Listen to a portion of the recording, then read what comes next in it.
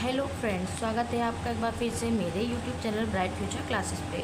आज मैं आपके लिए अभाज्य गुणनखंड से संबंधित 3 प्रश्न लेकर आई हूँ। तो हम तीनों प्रश्नों को बारी बारी से सॉल्व करेंगे, तो आप पूरी वीडियो को बिल्कुल ध्यान से देखिएगा। सबसे पहला प्रश्न है हमारा, 1260 के अभाज्य गुणनखंडों को घातांक के रूप में लिखिए। तो सबसे पहले हमें इनको घातांक है तो घातांक के रूप में हमें इनके आंसर को निकालना है, लेकिन उससे पहले हमें क्या करना होगा, इसका अभाज्य गुणनखंड करना होगा।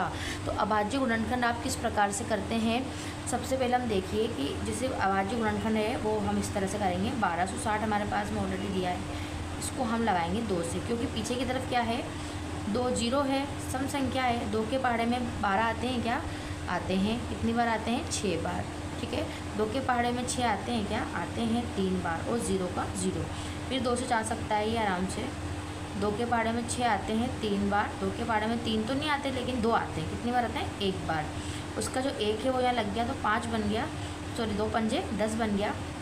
ठीक है, उसके बाद में अभी 2 से नहीं जाएगा, क्योंकि यहाँ पीछे सम संख्या नहीं है।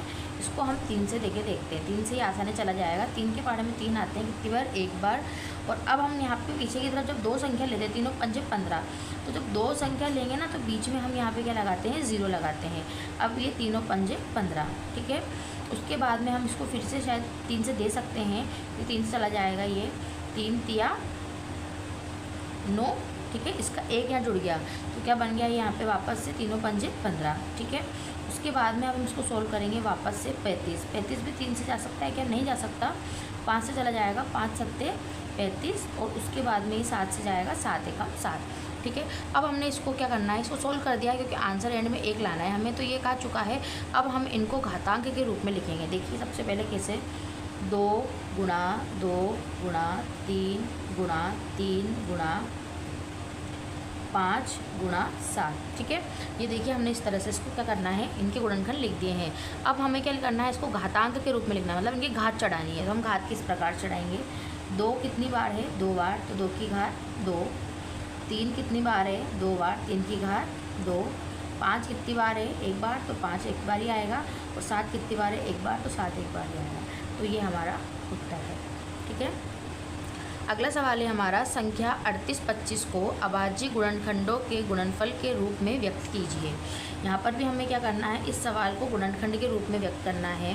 तो अभाज्य गुणनखंड के किस तरह से आप सोल्व करोगे, सबसे पहले हमने यहाँ पे लिखना है 38, 25। ठीक है, अभी देखिए पीछे की तरफ क्या है, सम संख्या है, नहीं है। ठीक है, तो सम संख्या नहीं है, तो हम इसको सबसे पहले 2 से तो दे ही नहीं सकते, क्योंकि 2 के पहाड़े में 5 या 5 से संबंधित कोई संख्या नहीं आती है। तो इसको हम देंगे यहाँ पे 3 से। देखिए 3 से आप किस प्रकार से दोगे, 3 के पहाड़े में 3 आता है, हाँ आता है 1 बार।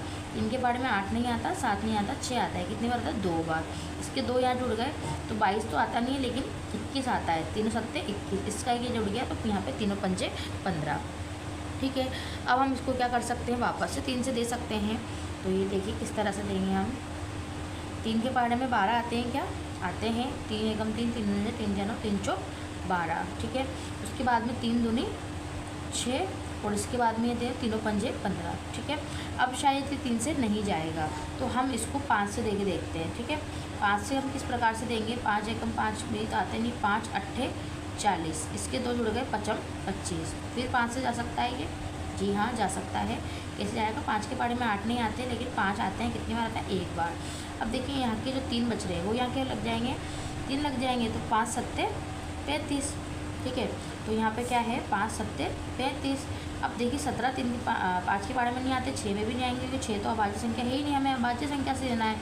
3 5 के बाद में अभाज्य संख्या कौन सी है, 7 है, तो 7 के बाद 7 में 17 नहीं आते, 9 है ना, 8 9 10 11 12 13 14 15 16 में किस में भी नहीं आते। 17 सिर्फ और सिर्फ अपने खुद के पहाड़े में आता है, वो भी 17 के पहाड़े में, 17 एकम 17। ठीक है, अब हमें इसको यहाँ पे क्या करना है, इनको इस तरह से गुणनखंड हमने निकाल लिए इनके, 3 गुणा 5 गुणा 5 गुणा 17। ठीक है, अब हमें इनको घातांक के रूप में लिखना है। घातांक के रूप में किस प्रकार से लिखेंगे, 3 है, कितनी बार है, 2 बार, तो हमने 3 का स्क्वायर चढ़ा दिया। 5 कितनी बार है, 2 बार, तो 5 का भी हमने स्क्वायर चढ़ा दिया। और 17 यहाँ पे क्या है, अकेला है, तो 17 हमारे पास में आंसर है। ठीक है, अब हमें अगला क्वेश्चन करना है। अगला क्वेश्चन भी हमें इसी रूप में करना है, किस तरह से हम इसको सवाल को सोल्व करेंगे।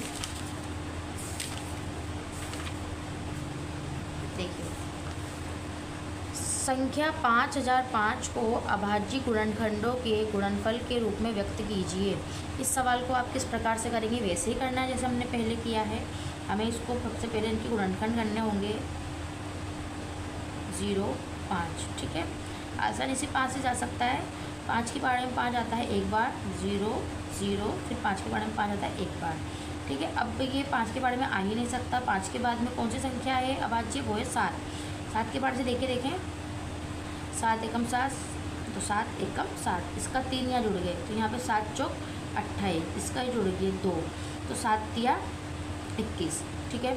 अब हम इसको 8, 9, 10, यह भाज्य संख्या नहीं है, 11 है, तो 11 से हम देंगे 11 एकम 11, ठीक है। इसके 3 जुड़ गए, तो 11 तिया 33, ठीक है। अब 13 हमारे पास किसके पारे में आता है, तो हम जानते हैं 13 के पारे में आता है, 13 एकम 13, ठीक है। अब हमें क्या करना है, इसको भी इस रूप में लिखना है, 5 गुणा 7 गुणा 11 गुणा 13। देखिए इनके ऊपर किसी की भी घात नहीं चढ़ रही, क्योंकि कोई भी संख्या यहाँ पे 2 बार रिपीट नहीं हुई है, तो बस यही हमारा आंसर है। आशा करती हूँ आपको सवाल समझ में आए होंगे। वीडियो पसंद आई तो वीडियो को लाइक करें, शेयर करें, कमेंट करें और प्लीज़ मेरे चैनल को सब्सक्राइब करें। धन्यवाद।